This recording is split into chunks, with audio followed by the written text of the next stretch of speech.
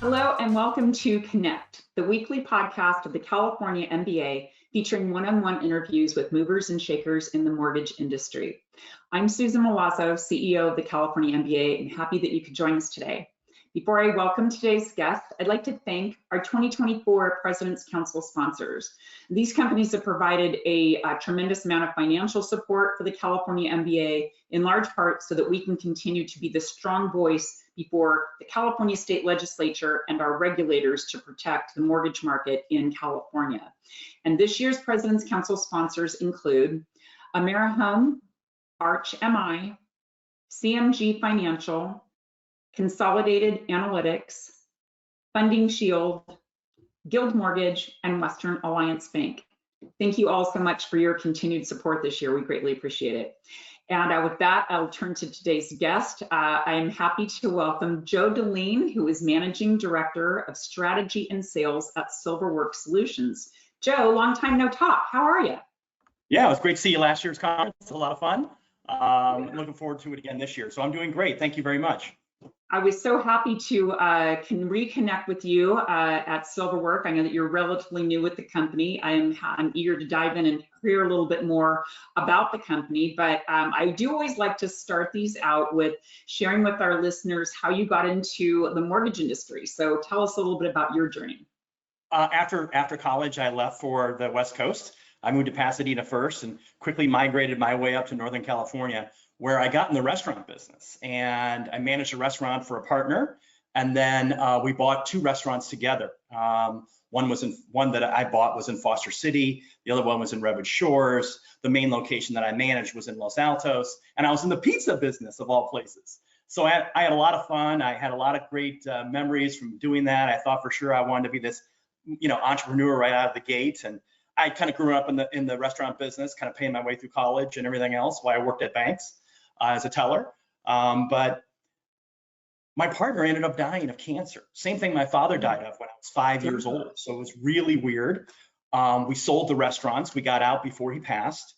And I jumped into commercial real estate in San Jose. I worked for Cooper and Brady. I was trying to do commercial leasing. I got my license and quickly found out that that is a really tough business. So all the money I made in the restaurant business, I bought the new car and 3 suits and tried to get into commercial leasing in Silicon Valley.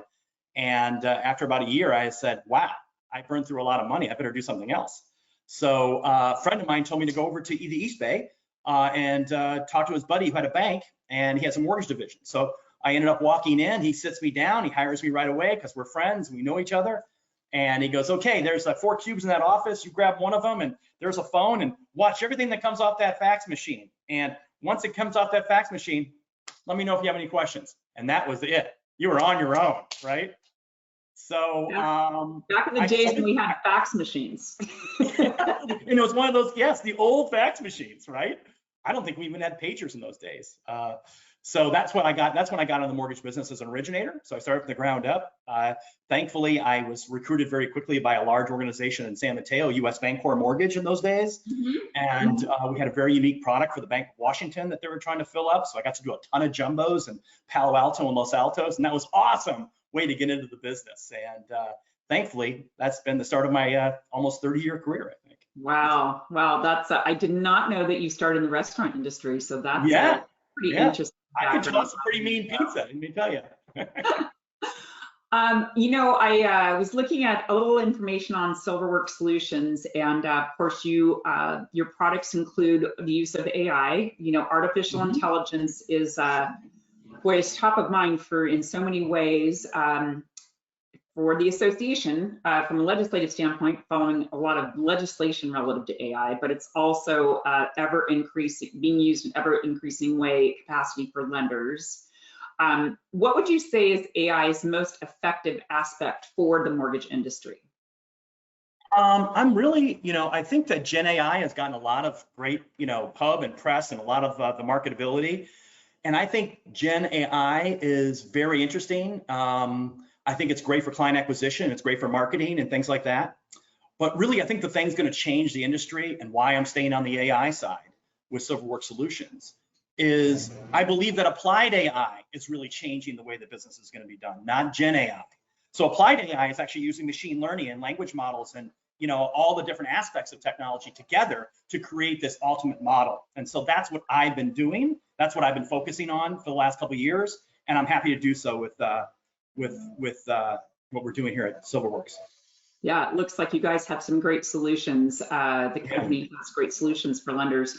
So interesting, you're kind of honing in on AI, it just has such mixed reviews, right? I mean, there's this fear of, well, if you're going to use artificial intelligence for everything, I'm going to lose my job and all the, humans are going to be replaced. I mean, what would be your thoughts on kind of the future of AI in general? Yeah, I think the biggest thing that's happening today is if you look what's happening in the marketplace, another new report just came out with a report from Stratmore, it's way too much money to fund a loan. I've been in this business both as retailers, wholesalers, consumer direct. I've kind of done it all in this business.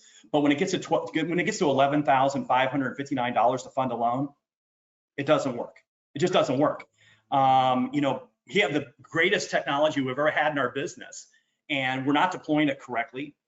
Really, it's a lot of change management that causes a lot of these tech initiatives to fail. And that's been a problem in our industry. But when it costs so much to do a loan, that's when it really is prohibitive. I mean, really, in my case, when you look at it, 2/3 of all the cost is really FTE and the operations cost of funding a loan. The acquisition costs and the commissions are probably not going to change. I think Gen AI is going to help acquisition costs and help salespeople, set up appointments and get things done faster, which is great. Help with more client education. But really, applied AI is really to suffice to change the way that the industry is implementing technology, right? And so that's really important. And so that's kind of what we've been focusing on. And we help the industry really embrace technology by doing it this way. So really, AI is going to change. It's going to lower the cost. In other words, Susan, to everybody else in the California MBA, really what's changing is that you can scale your business without staffing up again. And that's really important. And so important to lenders, right? I mean, especially after the last few years they've been through. Scale way up, scale way down. Right. Any way to help, curb that cost to produce loan is going to be top of mind for all lenders. So tell me a little bit about the priorities for Silverwork Solutions for the balance of 2024. Okay, that's great. So, our automation is, we're really just a mortgage automation firm. We're, our products are persona-based bots. We've been doing this business for 8 years, and really we help lenders embrace the technology and use it correctly. And because these are persona-based bots, it's easy to implement. Basically, it's quantified around the roles, which is very easy for lenders to understand. There's certain roles. You have your role as a processor. You have your role as a doctor. You have your role as a closer. And all those particular roles have rules, that you have to follow, a certain workflow that you have to follow, basically a guideline written specific to-do checklist of all the things you need to do. And so what we do is we help intuitively and easily implement this technology because we've been doing it for 8 years.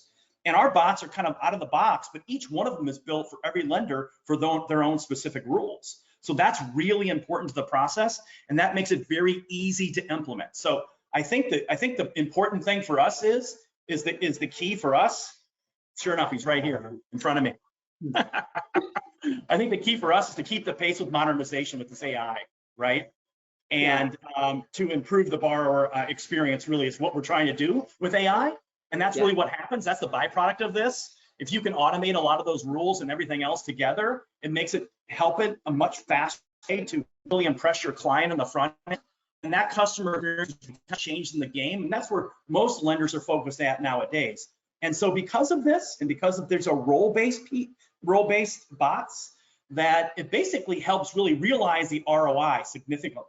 So I think that's what we're saying. Digital labor makes it easy, and you can quantify loan management more successfully during the process. Great. And I think you're right. I mean, hit it spot on, improving that customer experience and creating those customers for life. That's what lenders are looking for.